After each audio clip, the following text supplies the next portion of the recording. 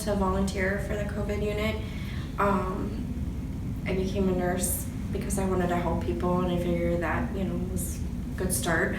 The first day when I realized that I probably wasn't going to go home for a while, I did become a little emotional thinking about it. I left my daughters and my husband, and just the uncertainty of when I was going to see them again.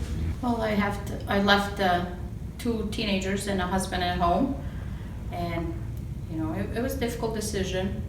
I knew I had to be one of the first people to go in and take care of our residents in order for other people to follow me.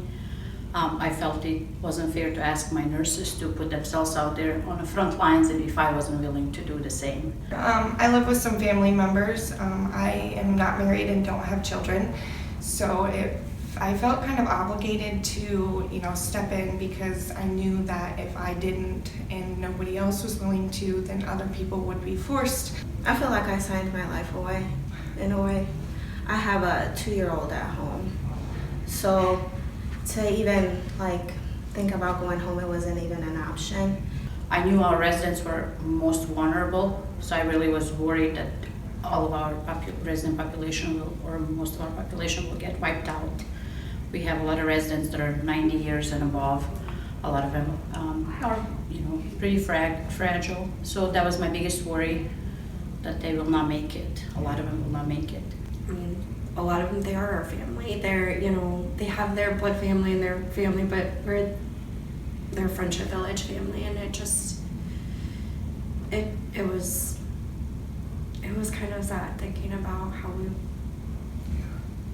For me, the most difficult moment and the darkest moment was just the sense of that internal panic and despair and fear that we are doomed and everybody's going to die, and what are we going to do? We're not going to make it through this.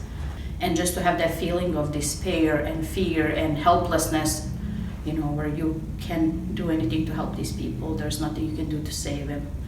You have to watch people that you know for so long die, and as a nurse, your first duty is to do everything you can to help your patients, to help your residents, and just to have that feeling that you're no longer able to do that was very hard.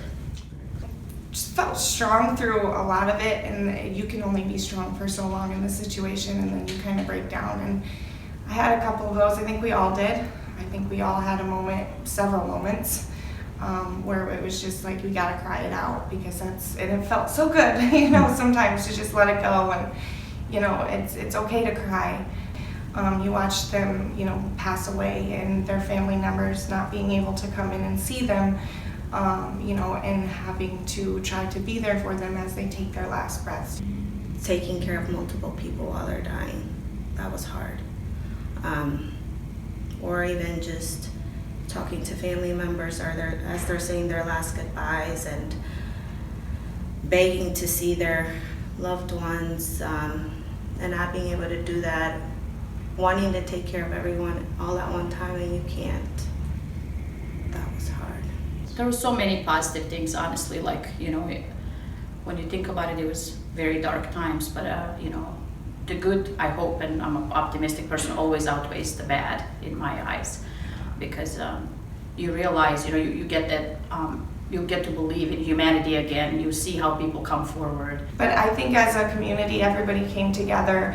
We had multiple different family members and stuff like that bring us goodie bags. I think we had more food to feed troops. I think they were very good at feeding us, and support, and people, the 4 of us, we kind of bonded a little bit. We checked on each other, we made sure we were okay, and if there's anything that we needed, and we were a shoulder to cry on, and it was just really cool how everybody came together and made sure that we were okay and supported us.